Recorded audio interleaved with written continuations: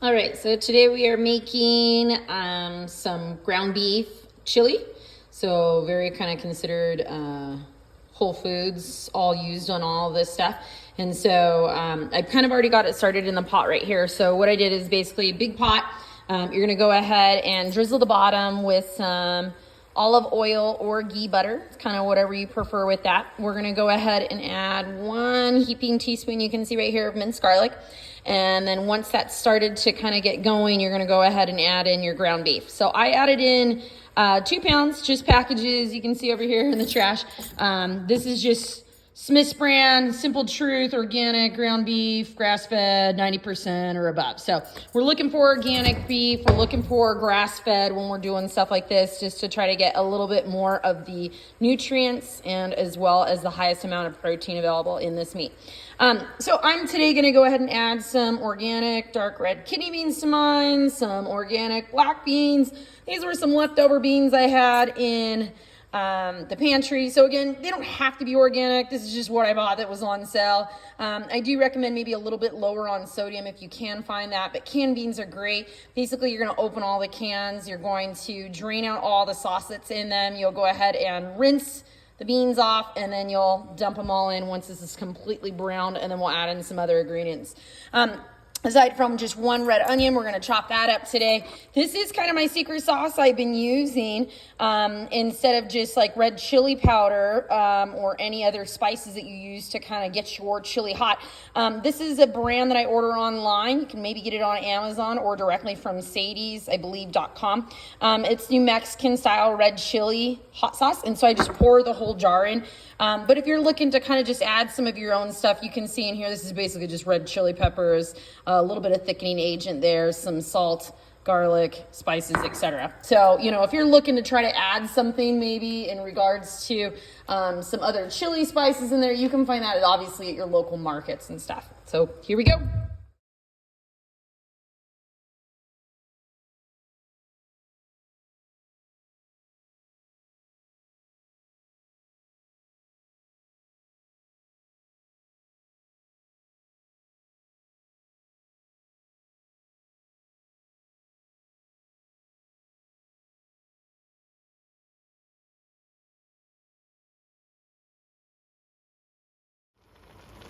All right, so my meat was browned. I basically added in 4 cans of beans in there.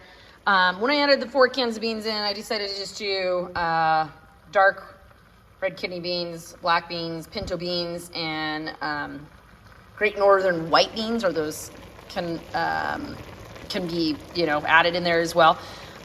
Sometimes I don't add the pinto and the Great Northern beans. I usually just do kidney and black. That's just what I prefer, but it's usually 4 cans of beans to 2 pounds of meat, 1 red onion, and now we're gonna go ahead and add the sauce, and then we're gonna add in some more veggies here. So I added in the jar of the sauce. It's pretty thick here, so I added about a half a jar of water to mix it up. Again, kind of if you're like the spice guru person, you kind of know what you want to add in there. I usually add in a little bit of like some oregano. Sometimes like if I don't use that sauce, I can sometimes use like some cumin and stuff like that. So that gives it a really good flavor. Also sometimes like just some chili pepper flakes and things like that.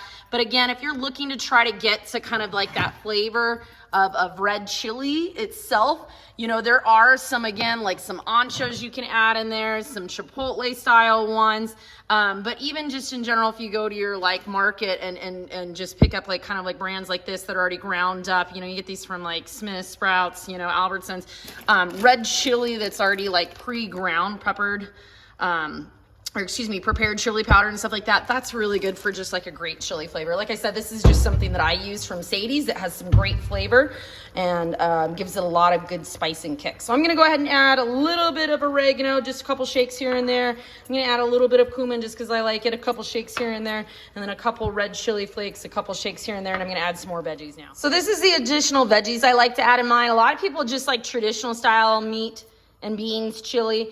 I like to add a little bit of extra veggies in it. And so this is just like frozen corn. This stuff is from Sprouts. But you can use any type of, again, canned or frozen or fresh for these items. I just happen to buy these because they're on sale again. This is just a thing of crazy corn, a thing of sweet potatoes, and butternut squash. Again, something to try to get just some good whole, foods in there and, proper nutrients and stuff like that. So I'll just actually pour these in frozen and, kind of see where I'm at there with the pot itself for how high it is. The only last thing to really add in would be just kind of flavoring to taste. So don't forget about like maybe a little bit of salt or some garlic salt or a little bit of garlic additional just to, kind of add some more robust flavor for you.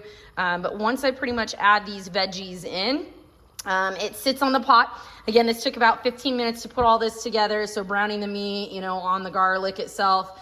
Kind of pouring in and rinsing all the 4 cans of the beans, cutting the onion up, and then I'll pour these veggies in. It took a total of about 15 minutes. Now it's just going to sit on the pot and probably cook for about a good hour. I like it to thicken up. You can see that it's pretty liquidy right now. And during that time, these veggies will actually help it to thicken as well, which is quite nice. And typically, again, like about 45 minutes to an hour, it's at the consistency that I enjoy. I basically split the pot. I freeze some in either small containers, so they count already for my portions for my meals, or I freeze them in big IKEA jars. And these IKEA jars that we have, like right here, they're really good for my deep freezer. That's kind of like a whole week's worth of chili.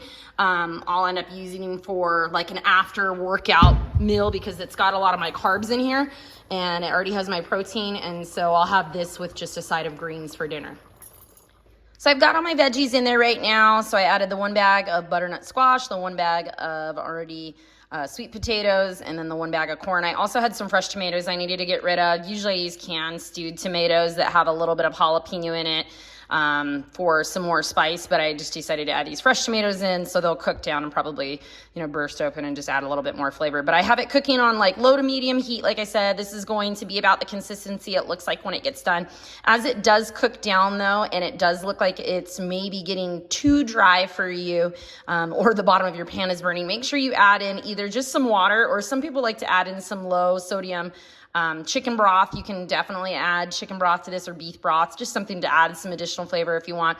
But like I said, this is going to probably sit here on low to medium heat for about 45 minutes. Just continue to check to make sure you don't lose all your liquid and it's burning on the bottom of your pan.